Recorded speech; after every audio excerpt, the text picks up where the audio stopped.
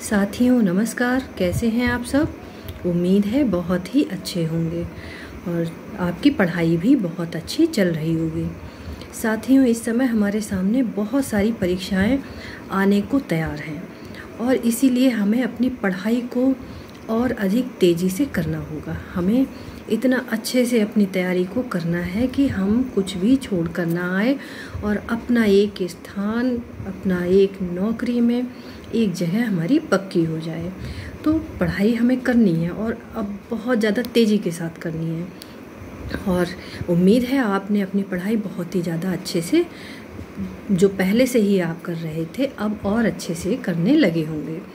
साथियों इसी क्रम में आज हम पढ़ने वाले हैं प्रत्यय को। उपसर्ग पहले हम पढ़ चुके हैं। उपसर्ग के अलावा भी हमने हिंदी के बहुत सारी चीज़ों को कवर कर लिया है और यकीन रखिए कि आपके लिए हिंदी का पूरा का पूरा मैटर यहाँ मिल जाएगा।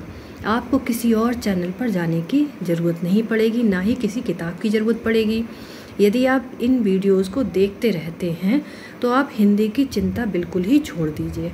हिंदी का पूरा कोर्स बिल्कुल फ्री में आपको इस चैनल पर मिल जाएगा।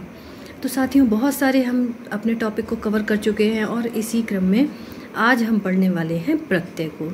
प्रत्यय थोड़ा सा आसान तो है, लेकिन इसे भी हमें बहुत ध्यान से करना है। जो भी चीज़ें चाहे वह आसान हो या फिर हो मुश्किल, हमें उस पर पूरी तरह अपना 100% देना है, जिससे कि हमारे सामने यदि कोई भी प्रश्न आए तो हम उसे बिना देर लगाए तुरंत ही उसे हल कर सकें। तो साथियों आज आइए पढ़ते हैं प्रत्यय को।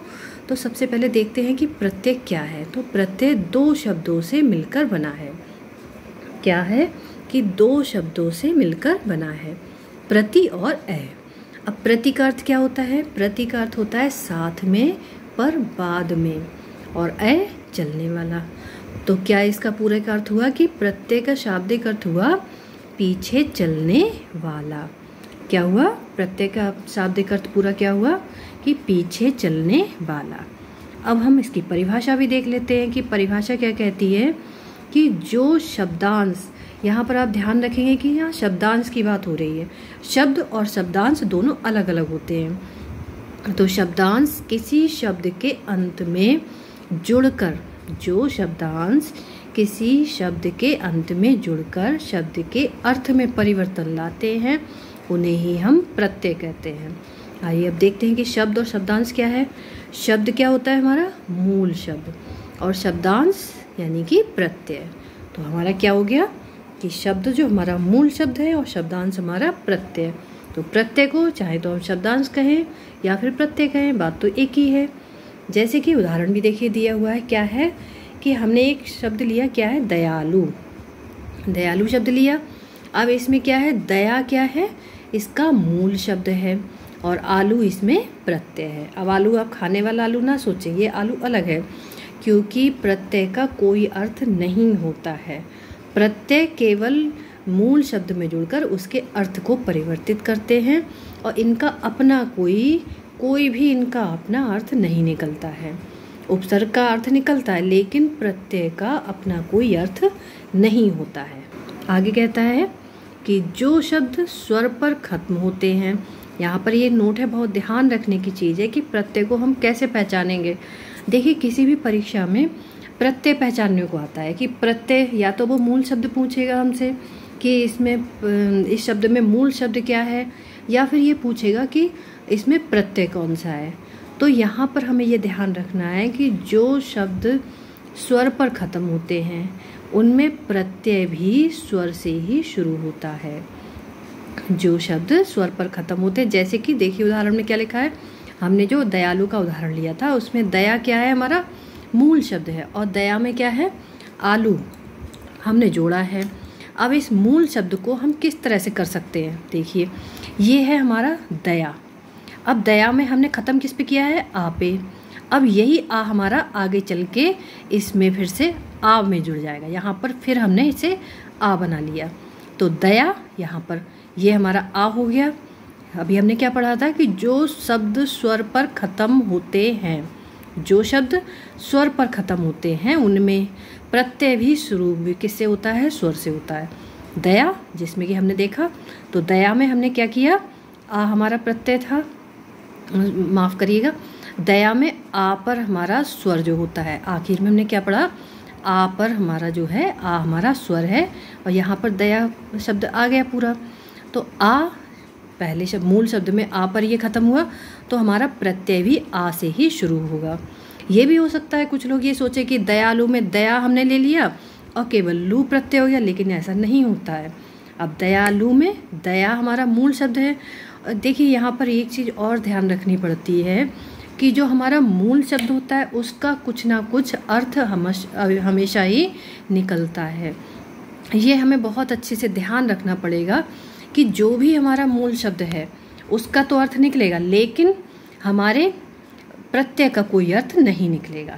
जैसे कि दया, दया हमारा एक शब्द है, मूल शब्द है और इसका एक अर्थ भी निकलता है और ये हमारा आ पर ख़त्म हुआ और यही आ पर हमने आलू प्रत्यय अपना लगा दिया। तो उम्मीद है ये आपको समझ में आ गया होगा कि आ स्वर पर जो ख़त्म होता है, जिस स्वर पर भी ख़त्म हो, ये आ की ज़रूरत नहीं है। यहाँ अगर हमारे यहाँ पर ई होता तब भी ये ई से ही हमारा प्रत्यय शुरू होता। अब देखिए हम कुछ और उदाहरणों से अच्छे से समझते हैं कि जैसे कि हमने पढ़ा विद्यालय। विद्यालय क्या है हमारा, एक शब्द हमारा है विद्यालय। अब विद्यालय में क्या हुआ हमारा, विद्या, विद्या तो हमारा मूल शब्द है और हमने इसमें क्या लगाया, प्रत्यय आलय। यहाँ पर भी देखिए हमारा विद्या आ पर ख़त्म हुआ और यहीं से हमने आलय अपना पकड़ लिया। केवल कुछ लोग ये सोचेंगे कि विद्या प्लस लय विद्यालय भी हो जाएगा, लेकिन ऐसा नहीं होता है। ये हमारा एक नियम कहता है कि जब ये जिस स्वर पर ख़त्म होगा प्रत्यय भी हमारा उसी पर शुरू हो जाएगा। इसी तरह से हमने अगले देखते हैं, आगे का शब्द है हमारा घुमक्कड़। अब घुमक्कड़ में मूल शब्द हमारा क्या है, देखिए प्रत्यय पहचानने के लिए सबसे पहले हमें मूल शब्द आना चाहिए और ये मूल शब्द हमेशा क्या होते हैं, कुछ ना कुछ सार्थक अर्थ वाले होते हैं। अब यहाँ पर आप सोचें कि यहाँ पर घुम है, पहले अगर हम घुम शब्द निकालें, घुम का कोई अर्थ होता है, कोई अर्थ नहीं होता है।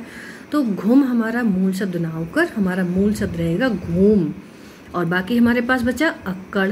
घूम में भी घूम आ रहा है, पीछे आ की आवाज़ आ रही है, स्वर है हमारा, तो हमारा यहाँ अगला प्रत्यय भी स्वर से शुरू होगा, अर्थात घूम और अक्कड़। घूम इसमें मूल शब्द और अक्कड़ हमारा प्रत्यय।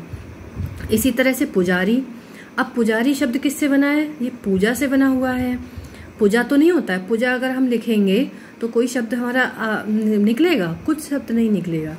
तो हमारा मूल शब्द होता है पूजा और पूजा आ हमारा इसमें इधर से हमने उठा के इधर भी रखा तो हमारा क्या हो गया, आरी। तो पूजा प्लस आरी, इस तरह से बनता है पुजारी।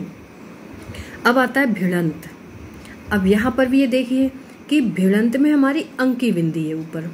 अब हम यदि अंकी बिंदी को लिखते हैं तो क्या कहीं पर हम लिखेंगे तो उसे अंकी बिंदी को किस तरह से लिखेंगे, देखिए इस तरह से नहीं लिखेंगे हम, ये है यहाँ पर हमने अंकी बिंदी लगाई तो इस अंकी बिंदी को हम इस तरह से ही लिखेंगे, अंग पूरा लिखा जाता है।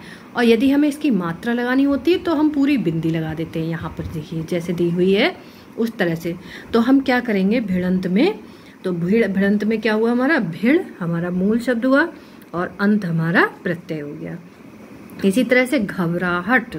घबराहट में घबरा हमारा मूल शब्द और आहट हमारा प्रत्यय। यहाँ पर भी वही है कि घबरा जो है वो एक हमारा मूल शब्द है और आ पर ख़त्म हो रहा है तो हमारा अगला प्रत्यय भी आहा पर ही शुरू होगा।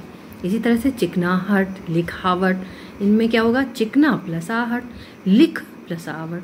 अब इसमें क्या है हमें देखना है, लिखावट लिख है लेकिन मूल शब्द जो हमारा लिख होता है, लिखा नहीं होता है। लिखा अगर हम पढ़ेंगे तो क्या वो सही लगेगा हमें, एक बार जब हम शब्द, अगर हमें मूल शब्द को देखना है कि ये सही है या नहीं है तो हम उसे बोल के देख लेते हैं। अगर हम बोलते हैं लिखा तो लिखा क्या सही लग रहा है आपको, लिखा कोई सही शब्द नहीं है, सही शब्द होता है लिख और लिख में हमने आवट प्रत्यय जोड़ दिया तो ये हो गया हमारा लिखावट। इसी तरह से खट्टा प्लस आस तो क्या हो गया, खटास। खट्टा प्लस आस यानी कि खटास। अब भूखा, भूखा हमारा मूल शब्द किससे बना है, भूख से बना है।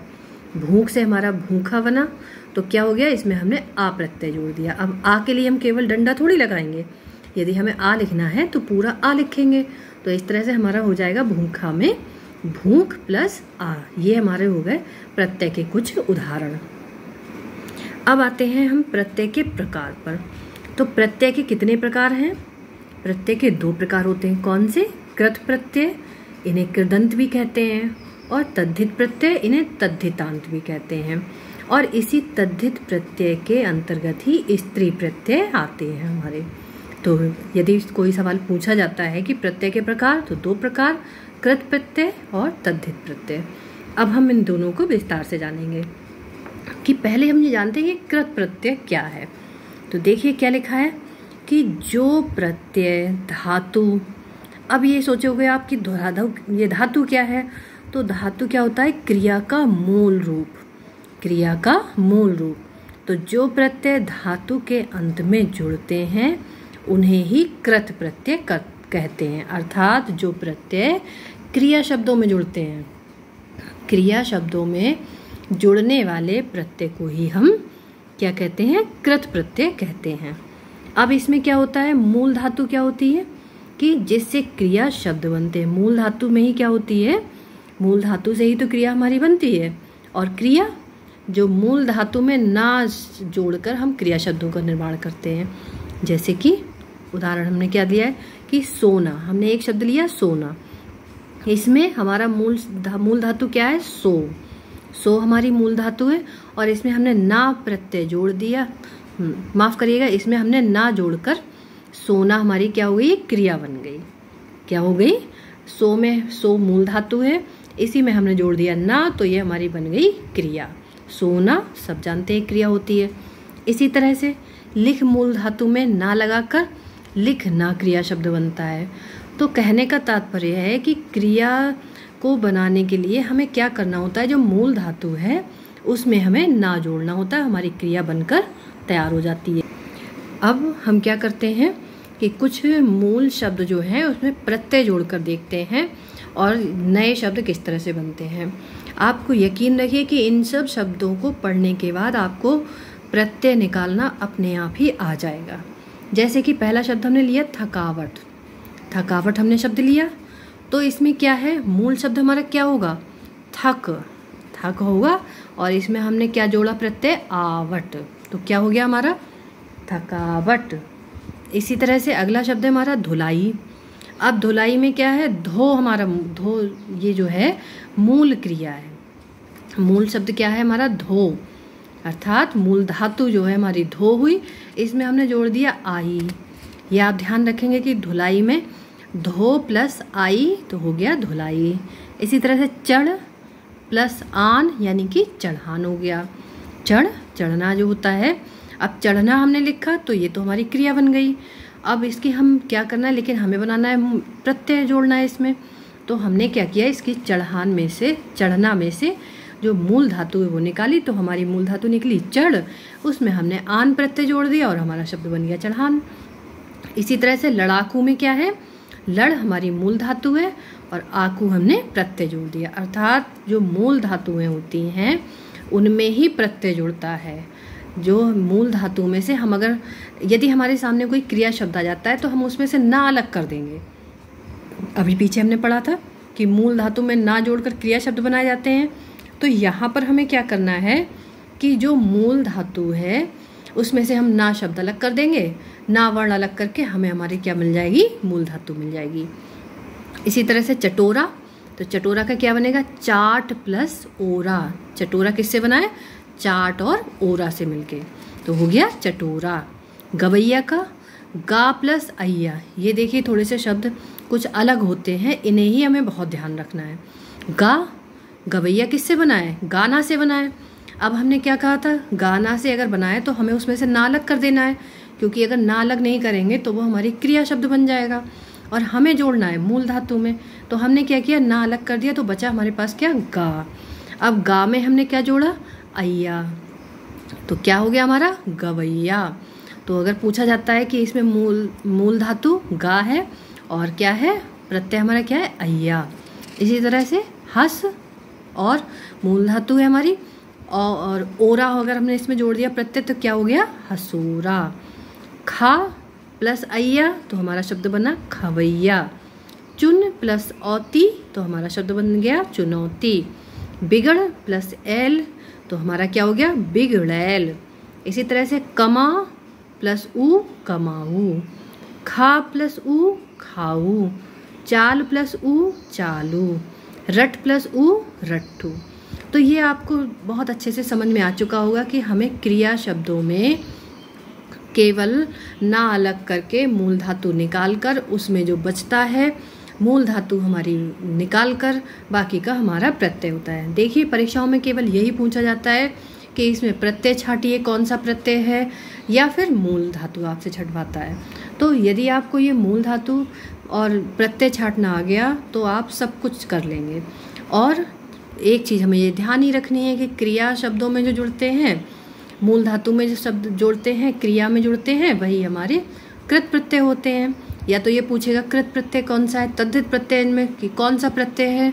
तो ये तो आपको बहुत अच्छे से समझ में आ चुका होगा कि जो क्रिया शब्दों में जुड़ते हैं वही हमारे कृत प्रत्यय होते हैं। और क्रिया शब्दों में अगर हम क्रिया शब्दों में से ना निकाल देंगे तो हमें उसकी मूल धातु मिल जाएगी। अब हम आते हैं अपने तद्धित प्रत्यय पर। अब ये तद्धित क्या होते हैं? तो वे प्रत्यय जो संज्ञा सर्वनाम विशेषण और अव्यय के अंत में जुड़ते हैं उन्हें हम तद्धित प्रत्यय कहते हैं। पहले हमने पढ़ा कृत प्रत्यय यानी क्रिया शब्दों में जुड़े, और तद्धित प्रत्यय जो कि संज्ञा सर्वनाम विशेषण अव्यय के अंत में जुड़ते हैं उन्हें हम तद्धित प्रत्यय कहते हैं। संज्ञा ये तो हम पढ़ चुके हैं, संज्ञा किसी व्यक्ति या स्थान या भाव के नाम को हम संज्ञा कहते हैं। सर्वनाम जो संज्ञा के स्थान पर प्रयोग है उन्हें हम सर्वनाम कहते हैं। विशेषण जो संज्ञा सर्वनाम की विशेषता बताएं उन्हें हम विशेषण कहते हैं। ये तीनों चीज़ें हम बहुत अच्छे से पढ़ चुके हैं। बस अभी हमारा अव्यय पढ़ने को बचा है। इसके बाद अव्यय ही हम पढ़ने वाले हैं अगली क्लास में। तो अव्यय वे होते हैं जिनमें कोई परिवर्तन नहीं होता, जिन शब्दों में कोई परिवर्तन नहीं होता उनके हम अव्यय कहते हैं। अभी यहाँ पर हम बस इतना ही जान ले, यही काफ़ी है। आगे आने वाली वीडियो में आपको अव्यय विस्तार पूर्वक मिलेगा, क्योंकि एक बहुत ही कठिन टॉपिक है, इसलिए इसका हो सकता है आपको 2 वीडियो मिले। लेकिन अब इसके बाद में हम अव्यय को ही कवर करने वाले हैं। तो बस यहाँ पर हमें इतना ध्यान रखना है कि जो प्रत्यय संज्ञा सर्वनाम विशेषण और अव्यय के अंत में जुड़ते हैं उन्हें हम तद्धित प्रत्यय कहते हैं। अब हम लेते हैं इनके उदाहरण। देखिए क्या है, सबसे पहला हमने शब्द लिया प्यासा। प्यासा क्या है? एक भाव ही तो है। प्यासा क्या है हमारा? एक तो प्यासा हमारा क्या है? एक भाव है। और भाव हमारे किस में आते हैं? संज्ञा में। तो ये क्या हो गया हमारा? एक संज्ञा शब्द हो गया।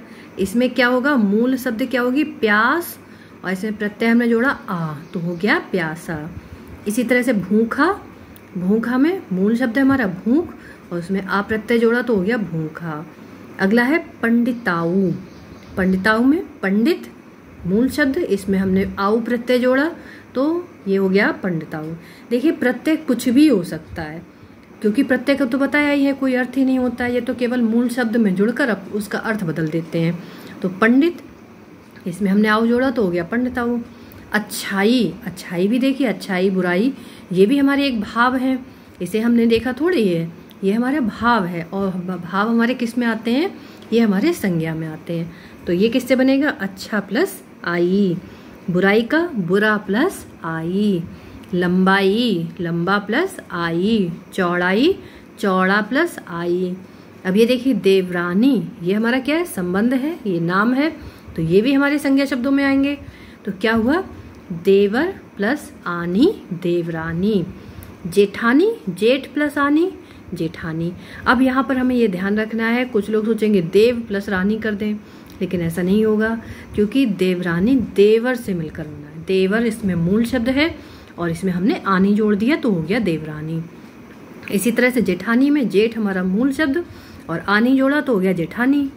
अब आया उसका। उसका, उस प्लस का, उसका किससे मिलकर बना है? उस से ही तो बना है। तो उसका ये कौन सा शब्द बताइए? ये हमारा कौन सा है? सर्वनाम है, क्योंकि ये हमारे किसी के नाम की जगह पर प्रयोग किया गया है, तो ये हमारा हो गया सर्वनाम। तो उस प्लस का तो हो गया उसका। मेरा में, अब देखें मेरा किससे बना है? मैं, और इसमें हमने रा प्रत्यय जोड़ दिया तो हो गया मेरा। तेरा का, तेरा किससे बना है? तू, तू शब्द, तू वर्ण से बना है, तू शब्द से बना है तेरा, तो तू इसमें हमने रा जोड़ दिया प्रत्यय, तो ये हो गया हमारा तेरा। अब तेजी, तेजी में हमने तेज और इसमें ई प्रत्यय जोड़ा तो हो गया हमारा तेजी। हथौड़ा में हाथ, हाथ से ही तो बना है हथौड़ा, हाथ और प्लस औड़ा प्रत्यय लगाया तो इसमें हो गया हथौड़ा। भुक्खड़, भुक्खड़ में क्या है, ये भूख से ही तो बना है भुक्खड़, तो भूख इसमें हमने अक्कड़ प्रत्यय जोड़ दिया तो हो गया भूखड़, भुक्खड़। हरियाली, हरियाली किससे बना है, हरा शब्द से ही तो बना है, तो हरा इसमें हमने जोड़ दिया याली तो हो गया हरियाली। आगे है निचला, निचला यानी कि नीचे और उसमें हमने जोड़ दिया ला तो ये हो गया निचला। अब है पिछला, पिछला में पीछे और इसमें हमने ला जोड़ दिया तो पिछला। अगला, आगे, अगला किससे बना है, आगे शब्द से बना है, तो इसमें हमने ला प्रत्यय जोड़ दिया तो हो गया अगला। दूध वाला, दूध वाला में क्या है, दूध और दूध में हमने क्या जोड़ा, वाला प्रत्यय तो हो गया दूध वाला। बच्चा, ये बच्चा बहुत पूछा जाता है, तो बच्चा में क्या हमने करा, बच्चा प्लस बा, बच्चा, बच्च प्लस बा। तो और लेखक, लेखक में क्या हुआ, लेख प्लस का, लेखक। बचत का बच प्लस ता, बचत। बचपन, बच्चा प्लस पन, बचपन। बच्चा शब्द हमारा है, इसमें हमने पन जोड़ दिया तो हो गया बचपन। आपसा, आपसा मतलब आप और इसमें सा प्रत्यय है तो हो गया आपसा। तुम सा यानी कि तुम और इसमें हमने सा प्रत्यय जोड़ा तो हो गया तुम सा। तो इतने सारे ये उदाहरण देखने के बाद आपको बहुत अच्छे से अब प्रत्यय निकालना आ गया होगा कि प्रत्यय हमें कैसे निकालना है और हमें इसका मूल शब्द कैसे निकालना है। अब हमारे पास बचता है क्या, स्त्री प्रत्यय। कभी कभी ये स्त्री प्रत्यय भी अलग से पूछ लिए जाते हैं, कभी ये भी पूछ लेता है कि स्त्री प्रत्यय किस में आता है। प्रश्न की देखिए कोई भी प्रकृति नहीं होती है, एग्जामिनर कुछ भी हमसे पूछ सकता है। अगर हमें पता है तब तो ठीक है, लेकिन अगर यही हमें नहीं मालूम है तो यही हमारे लिए बहुत बड़ा क्वेश्चन बन जाता है कि स्त्री प्रत्यय किस प्रत्यय में आते हैं। तो स्त्री प्रत्यय तद्धित प्रत्यय में आते हैं, क्योंकि ये हमारे किससे बने होते हैं, ये हमारे पुरुष से ही स्त्री प्रत्ययों का निर्माण होता है। जैसे कि देखिए धोबन, अब धोबन किससे बना है, धोबन शब्द किससे बना है, इसका मूल शब्द है धोबी, उसमें हमने ना प्रत्यय जोड़ दिया तो हो गया धोबन। इसी तरह से नाई, नाई में हमने ना प्रत्यय जोड़ दिया हो गया नाइन। कटोरी, कटोरी में क्या होता है, कटोरी किससे बना है, कटोरी बना है कटोरा से, तो कटोरा में हमने ई प्रत्यय जोड़ दिया हो गया कटोरी। लुटिया में, लुटिया लोटा मूल शब्द है, इसमें हमने इया जोड़ दिया लुटिया हो गया। गिलासी, गिलास में हमने ई प्रत्यय जोड़ा हो गया गिलासी। डिबिया, डिबिया किससे बना है, डिब्बा से, तो डिब्बा से हमने इसमें इया जोड़ दिया, ये हो गया डिबिया। तो इस तरह से ये स्त्री प्रत्यय जो हैं वो हमारे पुरुष प्रत्यय से ही निकलते हैं, पुरुष के नाम से निकलते हैं, पुरुष से ही निकलते हैं। जैसे कि कहा जाता है कि कोई भी व्यक्ति है उसके ही आधार पर उसकी पत्नी का या जो उसके है उसका ही नाम रख दिया जाता है। जैसे कि उदाहरण आपने देखे कि धोबी की पत्नी धोबन, नाई की पत्नी नाइन, इसीलिए इन्हें, लेकिन ये स्त्री प्रत्यय केवल तद्धित प्रत्यय में ही आते हैं। चाहे स्त्री प्रत्यय कहीं पर भी हो उन्हें हम तद्धित में ही रखेंगे। तो साथियों आपने देखा कि प्रत्यय हमने बहुत अच्छे से समझ लिया। अब ये प्रत्यय आपसे चाहे कुछ भी पूछा जाए, मुझे पूरी उम्मीद है कि आप प्रत्यय को कहीं से भी खोज पाएंगे, किसी भी शब्द से आप प्रत्यय को खोज के निकाल लेंगे और अपने प्रश्न का उत्तर दे देंगे। तो देखिए चाहे छोटा हो या बड़ा हो, बस हमें पढ़ना है, टॉपिक तो टॉपिक है, चाहे हमें कहीं से भी हो कुछ भी हो, कोई भी चीज़ अपनी गलत नहीं होने देना है। तो साथियों इसी उम्मीद से कि आप इसे बहुत अच्छे से पढ़ के, और यदि कोई आपको दिक्कत होगी, परेशानी होगी तो उसका समाधान पूछने के लिए आप कमेंट करेंगे, और आपके लिए नए से नया टॉपिक लेकर फिर से उपस्थित होने के लिए अब आपसे विदा लेते हैं। तब तक के लिए नमस्कार, धन्यवाद।